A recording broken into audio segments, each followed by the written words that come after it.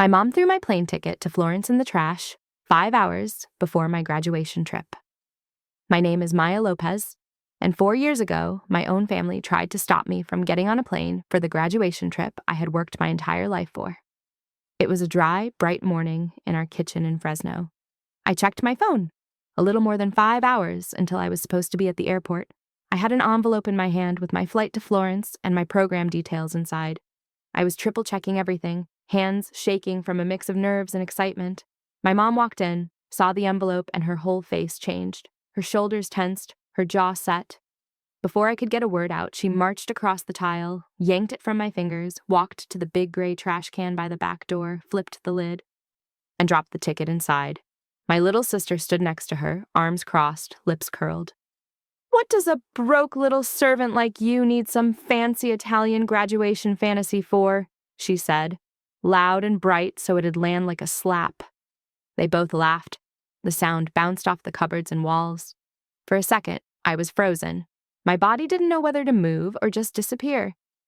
Then I walked over, lifted the trash can lid, and reached down into old coffee grounds and greasy paper. My hand closed around the envelope. I pulled it out, wiped it once on my jeans, grabbed my suitcase, and pushed it toward the front door. "If you walk out, don't come running back when it falls apart," my mom called after me. "You won't find this door open." I stopped with my hand on the knob just long enough to answer. "That choice," I said. "Word is up to you, not me."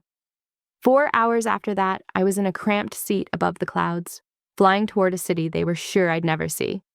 4 years after that, my home security app would send me a clip of 2 exhausted faces on my front steps, leaning into the doorbell like it was the last thing keeping them afloat.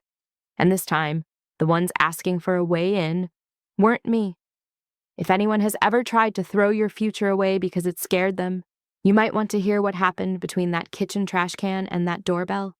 When the plane to Florence finally leveled off, the seatbelt light dinged off. People took off headphones, asked for drinks. I leaned my head back and closed my eyes. But my brain didn't stay in the sky. It pulled me back to Fresno, to the little stucco house at the edge of town where everything had been slowly rotting long before my ticket ever hit the trash. We lived in a 1-story off a busy road, the kind of block where the lawns all looked tired and every driveway had at least one oil stain. My mom, Angela, came home from her cashier job at a warehouse store with aching feet and a stack of envelopes she'd drop on the table like they were bricks. My little sister, Bree, was usually in the living room with a ring light, talking to her phone, trying on outfits, practicing lip syncs and poses for followers she was sure would come any day. I filled in every gap. I opened up the bakery at 5 a.m., took the early bus, came home smelling like sugar and yeast, then cooked dinner, did the dishes, or squeezed online design classes into whatever scraps of time and energy were left. When I slipped folded bills onto the counter on payday, my half of the rent, plus a little extra for groceries, my mom would scoop it up without really looking at me. "It disappears before it hits the account, you know that," she'd say. "You're barely making a dent." Bree would snort from the couch. "Maybe if you drew faster or whatever, we'd actually feel it." On paper, we were a hard-working, single-parent household. In reality, there was an unspoken rule. My value was measured in what I could physically bring home, not in what I wanted to build for myself. I didn't talk about Florence right away. The idea felt too fragile, like one wrong word could pop it. At night, after the house went quiet, I'd sit cross-legged on my bedroom floor, or surrounded by poster boards and canvases propped against the wall. I kept sketching the same scene, a figure trying to climb out of a cardboard box while hands reached in to pull them back. I sent photos of those pieces, along with my portfolio, to an international design program based in Florence. I half expected my email to vanish into a black hole. Instead, a plain white envelope arrived one afternoon with a logo in the corner and my name, spelled correctly, underneath. They were offering me a partial scholarship and a place in their graduation exhibition. I stared at the letter until the words slid around. It wasn't just a school saying yes. It was the first time someone who didn't share my bloodline had ever told me I was worth investing in. When I told my mom, she didn't hug me. Or she held the letter by one corner like it might stain her fingers. "Italy?" she said slowly, as if the syllables insulted her. "Who's going to pay the bills while you play around over there?" "I'll keep working at the bakery until I leave," I said. "The program covers most of the tuition. I've been saving. I have the scholarship. This isn't a vacation. It's graduation. It's my field." She shook her head and turned to Bree like I'd just told a joke. "At least my influencer baby has a plan," she said. You're doing something real. There's future in that. All this art stuff. She waved the letter. We can't live on your doodles. Then she looked back at me. Design doesn't pay PG&E, she said. Cappuccinos don't keep the water on. You're dreaming? It hurt extra because she knew exactly how many hours I stood to earn those tips. Bree chimed in, her tone honeyed and sharp. You're always wanting more time, more understanding, more special treatment, she said, begging for chances. For what? Some sad mural in a country you can't even afford to stay in? Beggar. She said it like the word had my name printed on the back. That night, while washing their plates, listening to them laugh at some show in the other room, I finally let myself see what I'd been avoiding. To them, my acceptance letter wasn't a proud moment. It was a threat. If I left, they'd lose a walking paycheck and a live-in maid. If I stayed because they made me feel guilty enough, I'd lose the only real opening I'd ever had. That was the silent tug-of-war in the room the morning my mom spotted the envelope by the toaster. That was what made her fingers tight around it when she walked to the trash. And that was what steadied mine when I reached into the bin and chose something other than being small for their comfort. Leaving home doesn't feel cinematic when you're doing it. No soundtrack plays when you're dragging a thrift store suitcase across a cheap tile floor. There's just the scrape of wheels and the pounding in your ears. The rideshare driver helped toss my bag into his trunk. I climbed in, clutching the slightly damp envelope. Out of habit, I glanced back at the house as we pulled away. The curtain stayed still. No one flung the door open. My mom didn't come tearing out in her slippers yelling that she didn't mean it. The only thing I carried from that kitchen was her last line, "Don't come crawling back." On the way to the airport, my phone buzzed, a notification from Venmo. Kara, my best friend since freshman year, had sent me a modest amount with a little plain emoji. Her message, "I can't fix them, but I can help get you past TSA. Please get on that flight, Em. Don't let their fear make your world small." I stared at it until my throat hurt, then wrote back, "I will. Thank you." Anything more would have turned into sobbing. When the wheels touched down in Florence, the romance postcard in my brain vanished in the face of actual cold, wet air and a language my Duolingo lessons had definitely not fully prepared me for. The program had arranged a micro-dorm on the outskirts. Narrow bed, narrow desk, a window over a noisy street. I hauled my suitcase up 3 flights, dropped it, and stood in the doorway. No one behind me. No one telling me to put my things away and get the chicken out of the freezer. No one asking about the rent. The silence felt like raw possibility and terror broken into equal parts. Reality sharpened the next day. Groceries ate a chunk out of my carefully built savings. The scholarship covered the big items. Tuition, most of the room, but not the small daily leaks. I needed income, fast. So I printed a basic resume and walked for hours, stepping into coffee bars, corner shops, anywhere with a "staff wanted" sign in the window. My Italian was broken and my accent heavy, but one owner was willing to take a chance. A tiny cafe, a few blocks from my design school, needed someone for opening shifts. A few days later, one of my instructors offhandedly mentioned that a local gallery was desperately looking for temporary help to prep for a show. If we knew anyone who could lift crates and not complain too much, we should send them over. That's how I met Sophia. The gallery was a long white box of a space. No fancy furniture, just canvases, crates, ladders, and dust. Sophia herself was brisk and precise. Short hair, long black coat. A face that looked like it had spent decades watching people lie about why they wanted to be around art. She glanced at my resume for 2 seconds. "We need someone to carry things and not break them," she said. "You look like you can carry things. Can you not break them?" "I can try very hard not to," I answered. For weeks, that was my role. Hauling heavy frames, holding drills, scraping tape off floors. I wore the same paint-splattered sneakers every day and quietly thanked past me for ever touching a gym. One night, after we'd finally finished installing a show, I was wiping down a table when Sophia's eye caught the corner of my notebook sticking out of my bag. "What's that?" she asked. "Just sketches," I said automatically. She held out her hand. Reluctantly, I passed it over.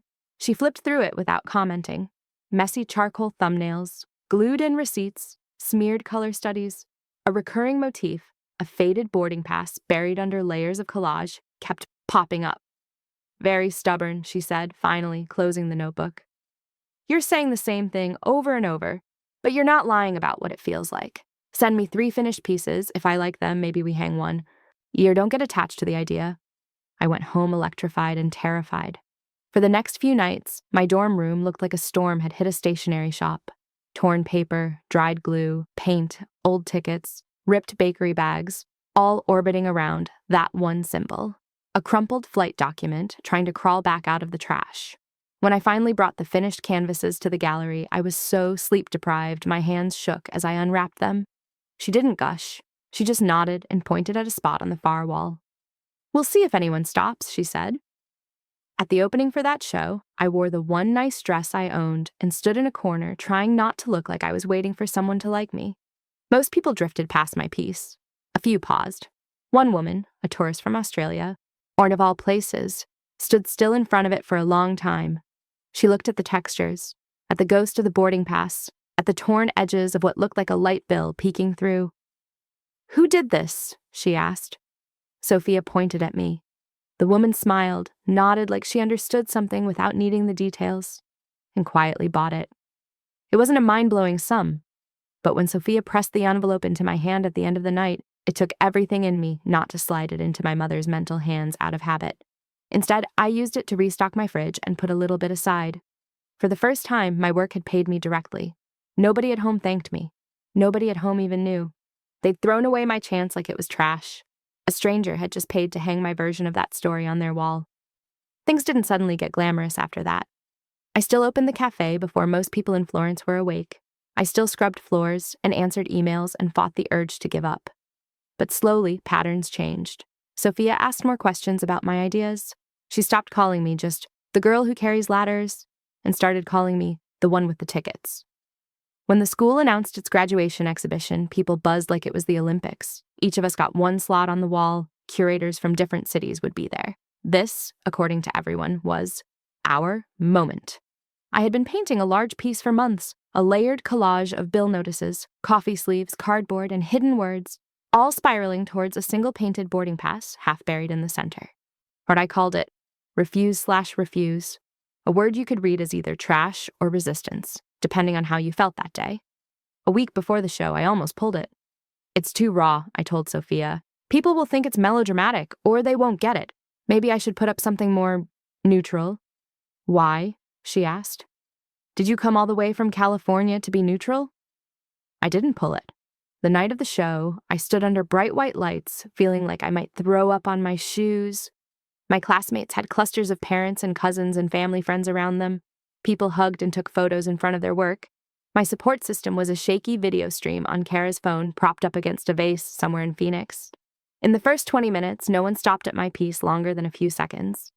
It felt like watching my worst family dinners on loop. Then a man in an untucked button-down and an expensive watch paused in front of it. He read the title card. He leaned closer. He didn't move on. After a while, he looked around, found me, and nodded. "What happened?" he asked, gesturing at the ghost of the painted ticket. I considered lying. I told the truth instead. "My family threw away my ticket the morning I was supposed to leave," I said. "I dug it out and left anyway. This is about what it costs to choose your own life when the people you love want you to stay small." His mouth tightened, not with pity, with recognition. We talked for a few minutes. He asked about my process, my plans. Then he handed me a card. Daniel Kim, based in Seattle, tech money, but eyes set on building something else.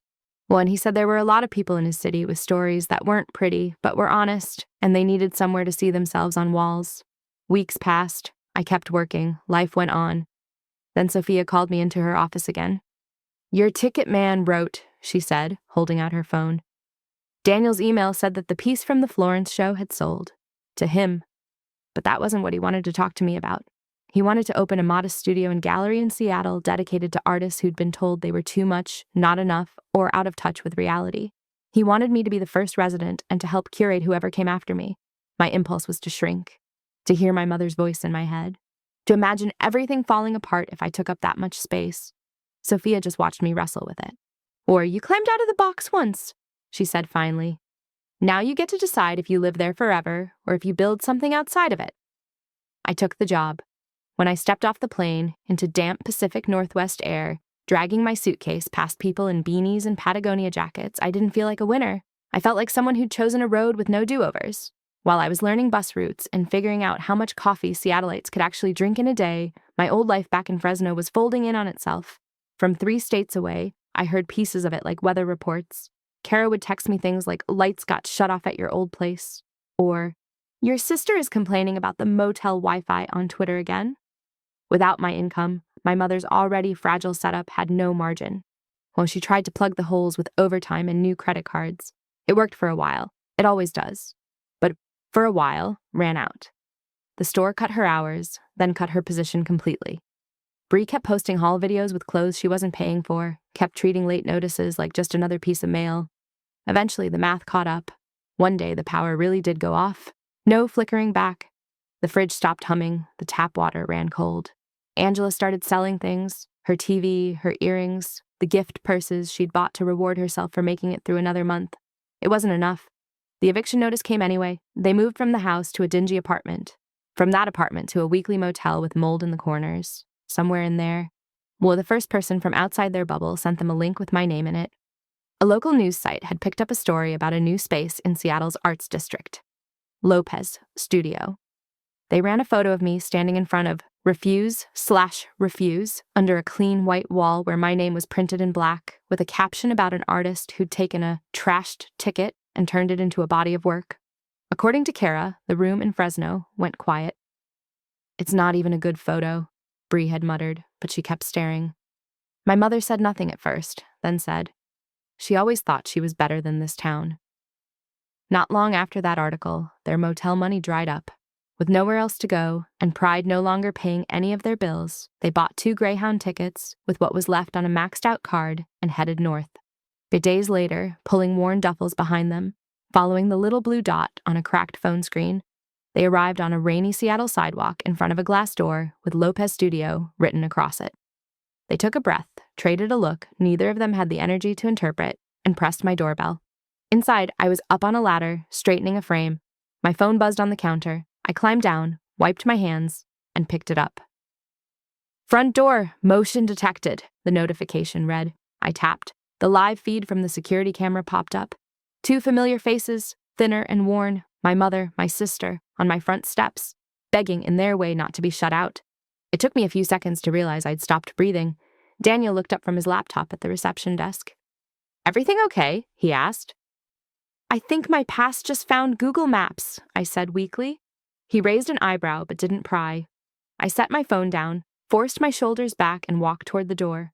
The woman I was 4 years earlier would have flung that door open like it was the only thing tethering her to family.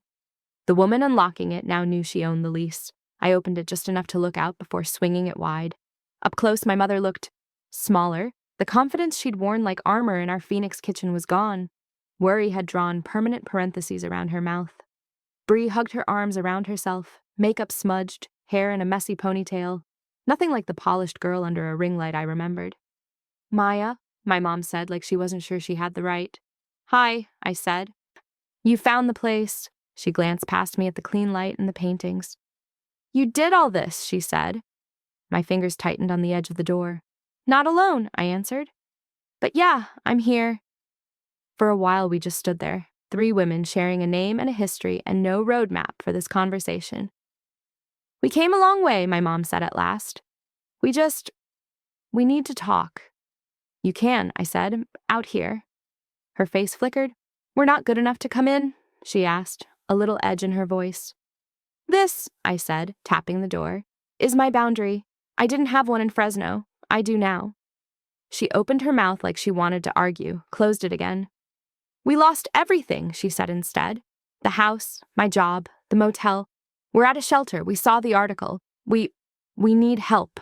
A place for a while. Why, some money to get back on our feet. You're doing well. You can help." There it was. The old assumption, in newer, more desperate clothes. I stepped fully onto the sidewalk and let the door latch shut behind me. "You're right that I'm doing better," I said, "because I stopped handing my whole paycheck and my whole life over to people who thought they could throw it out if it made them uncomfortable." Her eyes filled. "So, you're just going to turn your back on your own mother?" she asked. "After all I did? After keeping a roof over your head?" "I'm not erasing what you did," I said. "I'm also not erasing what you did after I grew up. You fed me. You also tried to crush me when I wanted something bigger than your fear." Bree's voice came out smaller than I'd ever heard it. "I called you a beggar," she said. "Like it was funny." It doesn't feel funny now. No, I said. It usually only hits different when you're the one knocking. She swallowed hard. We have nowhere else, she said. We were wrong. About a lot. I'm not going to pretend I understood back then. I didn't. I get it now. You can say I told you so. Just don't leave us out here. I sighed. I'm not going to say I told you so, I said. That's too easy, and it doesn't fix anything. But I'm also not going to move you into my apartment and start paying your bills. That's how we all end up right back where we were. My mom bristled. So what then? She asked. You put us out like trash? After all your big talk about not being like us? I shook my head. There's a program we run through the studio, I said. Workshops, partnerships with a shelter. It's for people rebuilding, housing support, job training, therapy, art if they want it. It's not glamorous. It's not instant. It's work. I can get your names on the list. That's the help I can offer. You'd send your mother to a program for people like that? She asked. For people who are trying, I said. Yes. Bree looked at me for a long second. I'm tired, she said. Of hustling for likes and not eating, of pretending everything is sponsored content when it's falling apart. If this is what trying actually looks like, I'll take it. My mom didn't answer right away. She glanced at my name on the window, then down at her own worn shoes. You really built all this off that one ticket, she murmured. The one I tried to throw out. I built it off years of work, I corrected. The ticket just showed me whose voice I needed to stop obeying. She let out a shaky breath. I thought if I tore it up first, she admitted, the world couldn't tear you up later. Instead, I just made sure you had to do it alone. For a moment, the years between us crumpled like paper. I can't redo that day, I said. Neither can you. But we can decide what we do with this one. They thought about it. Pride doesn't taste good when you're hungry. A week later, after I made some calls and filled out some forms, they were on the shelter and workshop roster, not in my guest room, not on my couch, in a program designed to help people who've run out of shortcuts. The first day they came through the side door of the studio, it was early. No gallery lights on, no visitors, just folding chairs, tables, and the smell of coffee. My mom held a rag and wiped paint water off tables. Bree stacked art supplies and carried trash bags.